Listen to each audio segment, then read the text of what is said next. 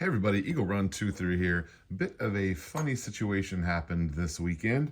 I posted a video of one of my buffer weights being very loud, and I had a little fix for it. And while this was a bit of a troll, I also had a incredibly noisy buffer weight that needed some attention.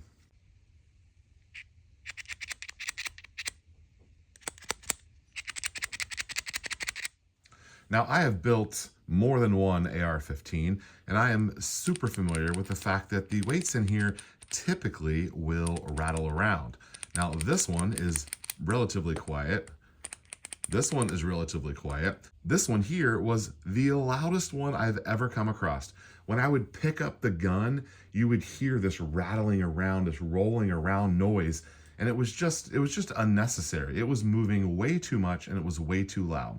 So I cut a little piece of felt to put down here on the end, and it does not turn it into one piece. It definitely still moves. It is just dramatically quieter.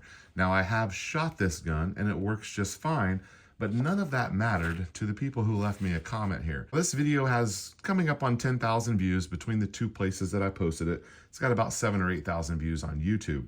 And we see here from Sons of Liberty 3158. Why am I seeing folks do dumb S like this lately? What the F?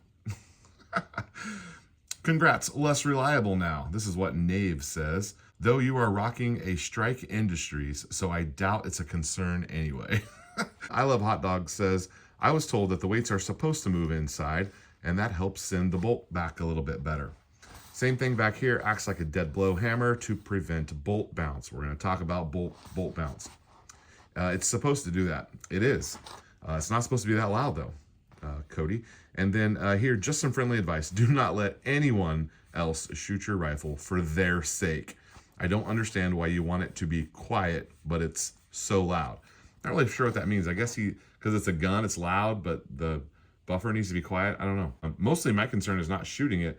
It was when I was just picking the gun up and moving it and just positioning it. It was just really unnecessarily noisy, and it's actually back here in the background. You can't really see it, but it's a very expensive, very beautiful gun.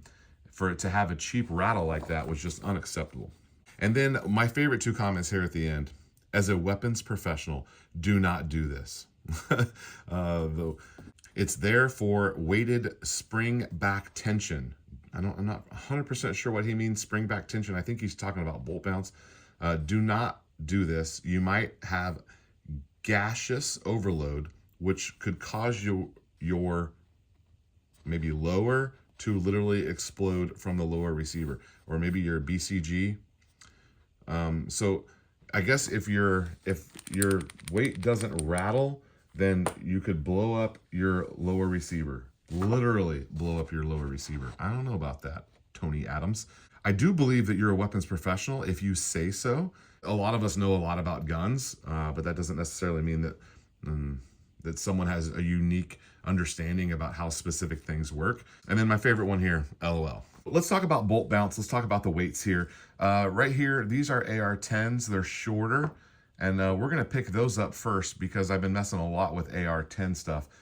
Here, these two are actually from the same manufacturer, although I don't remember what they are.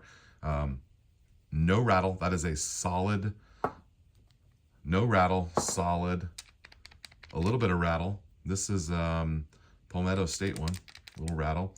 And then we have a very expensive Odin AR-10, and this one is adjustable. You take a wrench in there and you can swap out the weights. I have this set super heavy. We were using this on our 6.5 Creedmoor before we upgraded that to a captured buffer system. Very solid, and this one is noticeably heavier than the other ones. Now these that are a little bit longer are AR-15.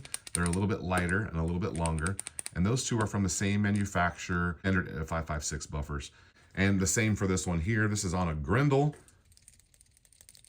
and it still moves, guys. It still moves. But let's talk about bolt bounce and the dead blow aspect.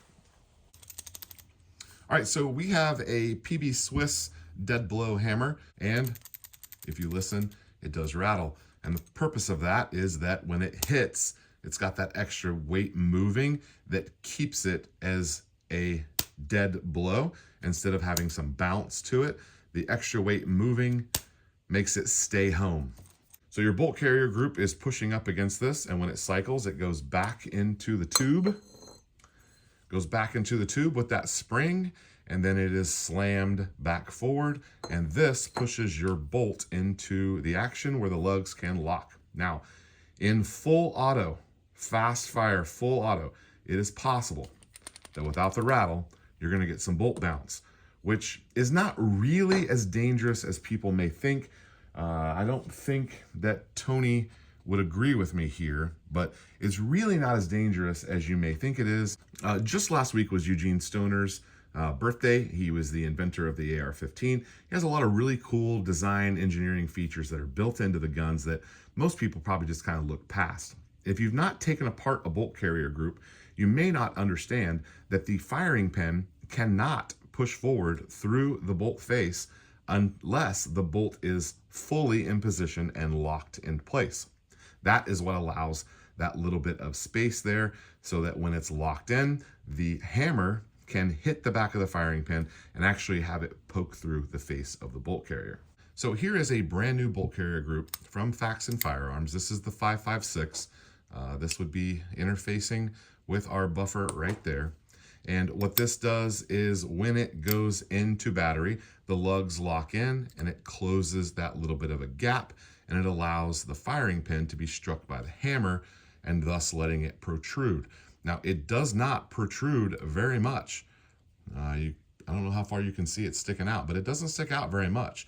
And if the bolt is not in battery, I can push that firing pin all I want and it's not going to stick out unless the bolt is forced into the carrier, thus locking around the lugs. Now, in a full auto situation, which is why this exists, in a full auto situation, it's possible that the hammer would hit the firing pin as this goes in and it bounces back before the lugs catch, thus potentially creating an out of battery detonation.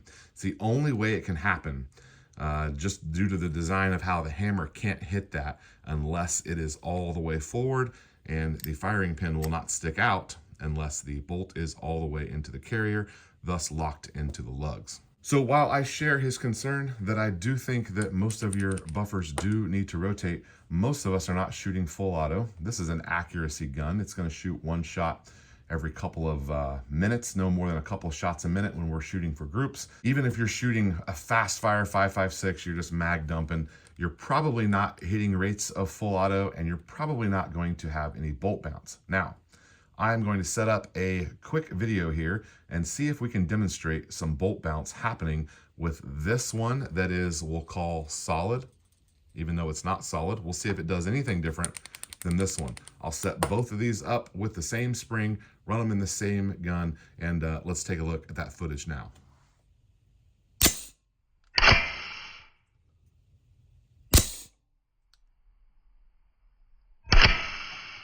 All right, well, I don't really know how to close this video out other than to say bolt bounce is a real thing, and you probably should not modify your buffer weights. They are intended to rattle.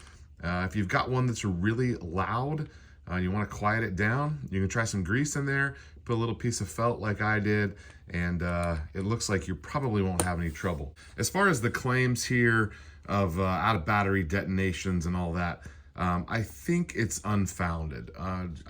Correct me if I'm wrong. I would love to hear your opinion on this. But we know how these work. We know why we have them the way they are. I don't think you're going to get an out of battery. It would be a weird thing if you did, and I'm not shooting full auto. I don't think that my lower receiver will literally explode. I don't think that's a possibility. But anyway, just wanted to conduct a little experiment. I was motivated by the trash talk here in the comments, but we learned something. We had a good time. Never done slow-mo of that before, and I was glad to see that it didn't seem to matter either way. All right, Eagle Run 2-3. Keep your buffers rattling. We'll see you next time.